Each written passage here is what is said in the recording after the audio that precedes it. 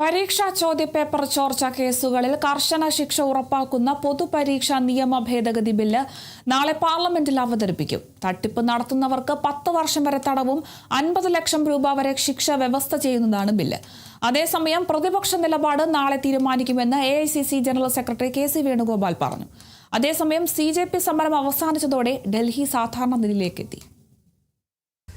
NEET ചോദ്യപേപ്പർ ചോർച്ചയിൽ cockroach Janata പാർട്ടിയുടെ പ്രതിഷേധം ആളിക്കത്തിയതോടെയാണ് അർദ്ധരാത്രിയിലെ അസാധാരണ വീഡിയോയിലൂടെ ബില്ല് കൊണ്ടുവരുമെന്ന പ്രഖ്യാപനം പ്രധാനമന്ത്രി നരേന്ദ്രമോദി നടത്തിയത്.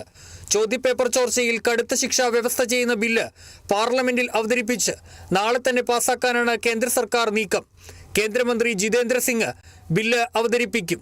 തട്ടിപ്പ് നടത്തുന്നവർക്കുള്ള കുറഞ്ഞ ശിക്ഷ 3 വർഷം തടവിൽ നിന്ന് 5 വർഷമായി ഉയർത്തുന്നത് പൊതുപരീക്ഷാ നിയമ ഭേദഗതി ബില്ലിൽ വ്യവസ്ഥ ചെയ്യുന്നു.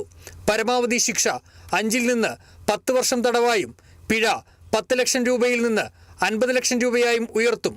പരീക്ഷാ തട്ടിപ്പിൽ ഉൾപ്പെടുന്ന സ്ഥാപനങ്ങൾക്കുള്ള ശിക്ഷയും ഉയർത്തും.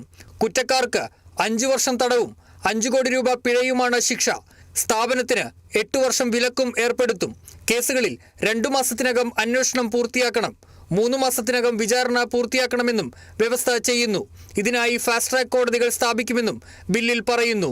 അതേസമയം പാർലമെന്റിൽ സ്വീകരിക്കേണ്ട നിലപാട് തീരുമാനിക്കാൻ നാളെ രാവിലെ പ്രതിപക്ഷം യോഗം ചേരും. ഈ സർക്കാരിന് ഒരു സംശയവും വേണ്ട, ഒരുപാട് ചോദ്യങ്ങൾ ബാക്കിയുണ്ട്. ഒന്ന്, ആഭ്യന്തരമന്ത്രി മറുപടി പറയേണ്ട ചോദ്യങ്ങളുണ്ട്.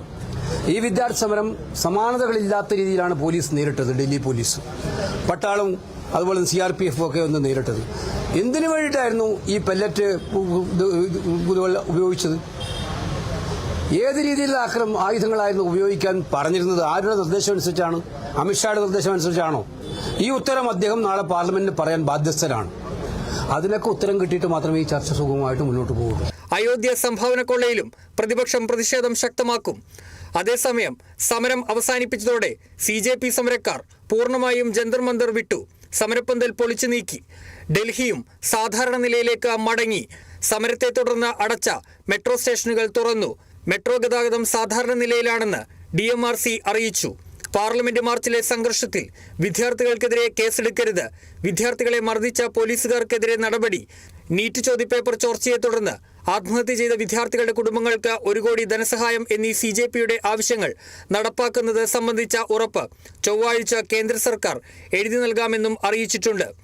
പ്രതിഷേധങ്ങൾ ഇവിടം കൊണ്ട് അവസാനിക്കില്ലെന്ന സൂചനയും കോക്രോച്ച് ജനതാ പാർട്ടി നൽകുന്നുണ്ട്. National desk, Kerala vision news.